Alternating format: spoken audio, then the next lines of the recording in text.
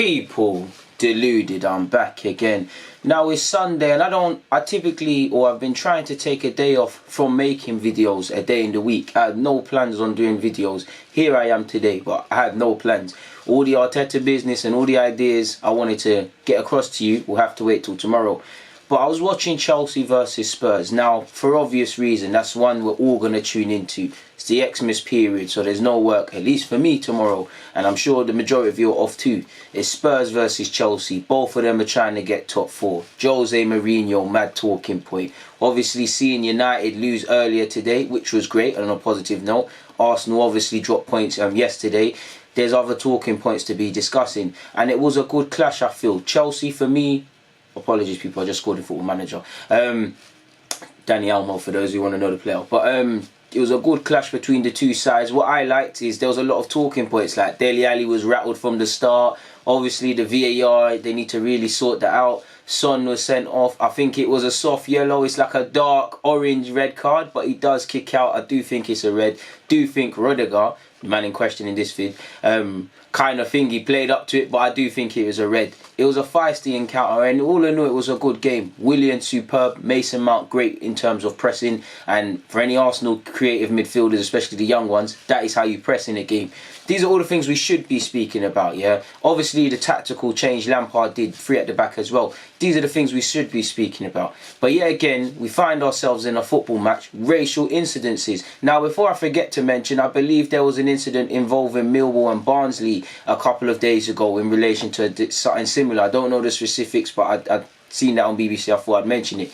For those who don't know, I'm getting at Rüdiger allegedly signalled to Aspilicueta, who notified the ref of monkey chants or just racist, derogatory remarks. You did see when Spurs started to lose, like you typically see cowardly from all sorts of football fans, they start throwing stuff and behave in some sort of way. We know football is very tribal. We know football can bring out the childish incidents and make people say things they wouldn't normally say, but that's no excuse. Now we know that individuals or individual who abused Rüdiger and or other Chelsea players is a fucking coward, because first and foremost, he wouldn't say it to his face.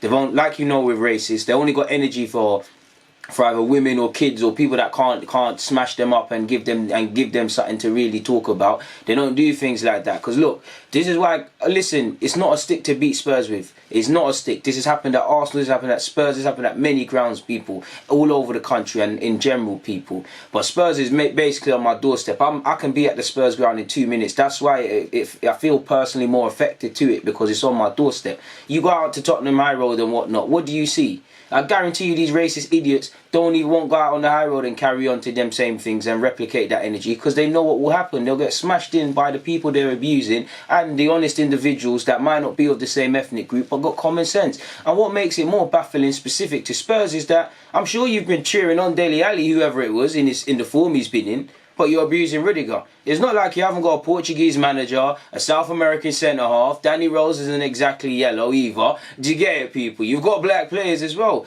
To be honest, I don't know why I'm trying to find logic with racism or racist, because it already is a retarded sort of, apologies, it's a stupid sort of disease that robs you of common logic in the brain. So I don't know why I'm trying to signal this. And football mirrors society, in my opinion. We need to stop saying it's a small group of individuals. We know it is, but the longer these things go on, the more it happens.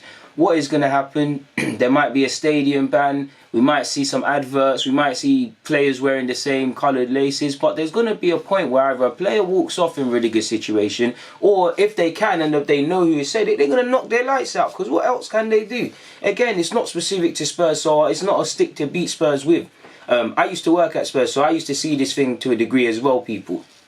And more time, it's the fans, in relation to Spurs, because I said I worked there, yeah? It's them fans that are living their mad ends now, that moved out of London and don't even live in Chinkford anymore, that come and behave like this. We know football allows certain small people who want to carry on like it's the 70s or 60s, or those of you old enough to remember the landscape, carry on mad, group up with similar small-minded individuals, and for that hour and a half or whatever in the stadium, move mad. Listen, they were racist. They know why they're saying these things. Clearly, the origin of that is because their team has lost. They're stressed. And to be honest, if you are really racist, you've had a bad day, because a black man has scored a brace against your team and you're going home sad. You paid in Arsenal terms, I'll describe that as a Cat A game in terms of ticket prices. So what's that, 80, 100, maybe 100 plus quid. to watch that. And they've made you act, he's because of his footballing, he's robbed you of your emotions and your logic. That's made you carry on and try and get under his skin.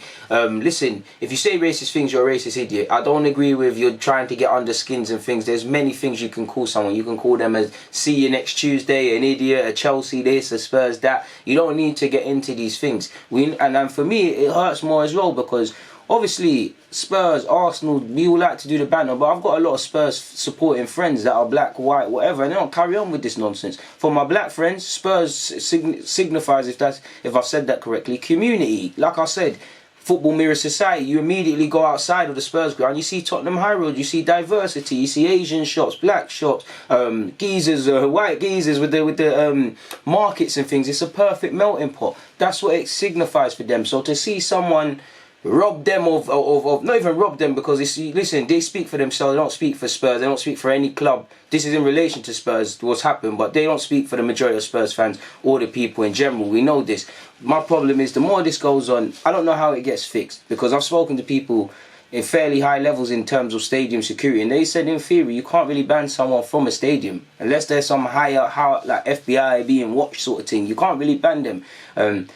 We all know what's going to happen. The stadium fine for this individual and all of these things. But it sucks, people, because we was all quick to condemn when it was going on in Bulgaria and things. But you can't throw stones from a glass house. Yes, England, or specifically Britain, is a bit more advanced in society than particularly Eastern European nations. But that doesn't mean we're perfect. It's just like, even, it's going off topic, but the Stormzy thing. ITV and all of these things messed up his words in relation to what he was saying about racism in England. And what did you hear people coming out with? That sort of tone that you should be proud of where you are. You should shut up if you don't like it. Get out of here. Well, he's a British citizen. It's these sort of connotations that British citizenship is something that can be revoked, whether you're born here or not, or turned off is something else.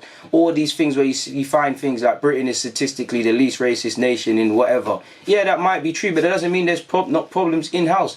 I love that we have a diverse nation and things, but football mirrors society. We have seen from both sides politically, not to make this a political vid, but from the Tories and Labour, it's been division tactics, just divisive stuff, especially in terms of the Tories as well, in parts of the countries that really suffers from lack of investment. They've used the hate and they've used people's disgruntledness and stuff that they've really caused to fuel it against immigrants and things. And you're seeing in a lot of nations the rise of the far right. Football mirrors society. In the same way that it's very diverse, they mirror the two.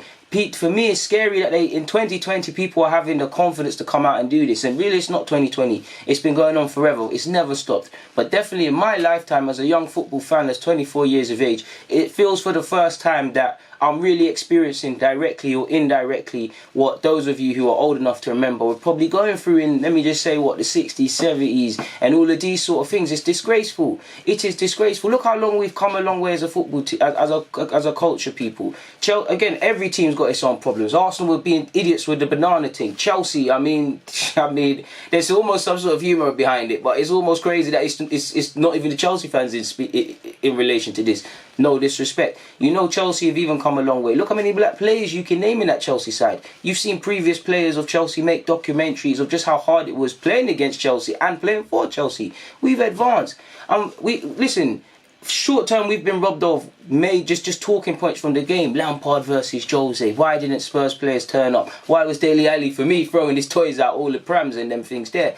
But we're here talking about this. It's never going to change. For me, I'm not a Spurs fan. I support Arsenal. But like I said, I live 2 minutes away. And like I said, this idiot won't have the confidence to come out and say this anywhere else. He'll probably be moving hella calm. And the only time he's got this verbal is when they're abusing. He's going to go... These sort of man there, do you know what they do? They're going to go home and abuse Sissoko and Rüdiger and all the players they thought played bad on Instagram and things like that. I'm not saying you should be saying racism in the flesh or having these idiotic comments. But this is what it is. It's cowardly. They're cowardly. If there was no stewards, if it was like playing at Hackney Marshes or something and there's no stewards and you're watching that game, you might think twice. For Rüdiger, obviously it's shocking because we've all been racially abused, and for me, it starts off as this. You brush it off at first because it's an idiot thing, but then you think about it really and it does kind of rob you. I mean, it does feel a bit degrading when you're like, you can call me the M word, you can call what you want in it because I'm young, black and wavy, but it makes you feel like, like, you got man's skin. You're just trying to get under my skin, ironically. But it's like, like, is that really what you think of, man? Like,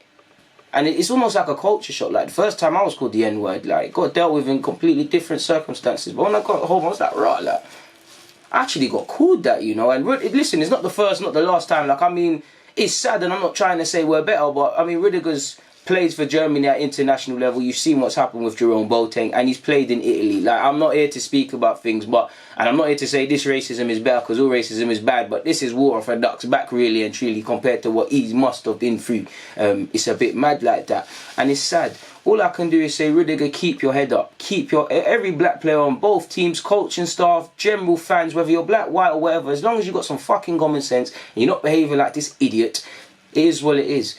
Hopefully things take their course. Me personally, I'm not going to lie to you lot. You lot are better men than me or women than me, and I'll never preach violence, but I hear all of the let authorities and deal with this. Hopefully I hope my man is identified and a sort of street justice, jungle justice is issued, man. A certain sort of lesson that you learn every time you're in that scenario again. You think twice and you remember that beatdown, because that's the only way to solve these idiots, man. All this educating. Listen, you can educate. There's a difference between racism and prejudice. They interlapped, but you can teach prejudice. You can teach unconscious prejudice and things.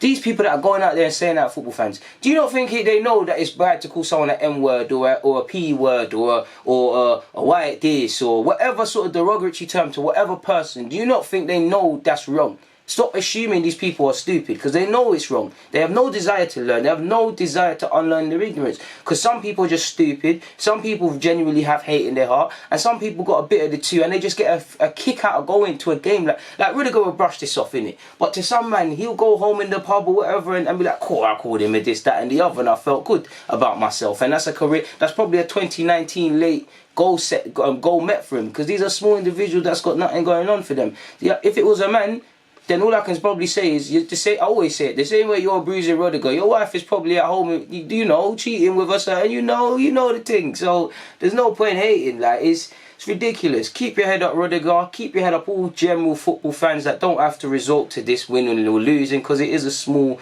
minority of idiots or idiots. And it's sad that in 2020 you're having to hear big Tottenham Hotspur, one of the Tottenham in general, one of the most diverse nations. Nations, I'm bugging out about nations, cities. You know what I mean, towns, whatever it's called, innit? For a team like that to have to come out in 2020 and put on the announcer thing for fans, racism is spoiling the game, or highlight this incident, it's scary. It gives you the chills, people. Like I said, for the first time in my life, to a degree, both in society and football, it feels like it must have been in the 60s and 70s and them sort of things there with everything that was going on. It is true how they say history simply repeats itself, because I think that's the case, but listen, it is what it is, man. It is what it is. There's been several incidences this year. There's going to be more incidences this again. Really, we've got to get our own house in check, because we're very quick to condemn other nations, both in society and directly in football, like the Bulgaria thing. Yeah, we're right to condemn that, because don't go on like that. But what about our house? We're throwing stones from a glass house. I don't need to explain that analogy and say how stupid it is if you're throwing stones at people, and you know, if they throw a stone back, you've got a glass house. It is what it is. On that note, it's Sunday, man, so I'm relaxing with my thing, so I'm going to get out of here. People, is what it is. DG, I'm out.